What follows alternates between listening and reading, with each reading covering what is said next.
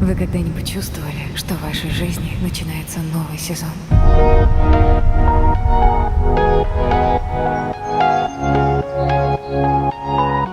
С нами случилось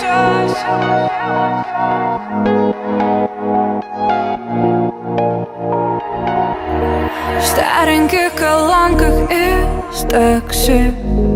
Радио включает листопад. Главное себя за все простить. Вот что я запомнила, переставая падать, ведь перебирая сны, дико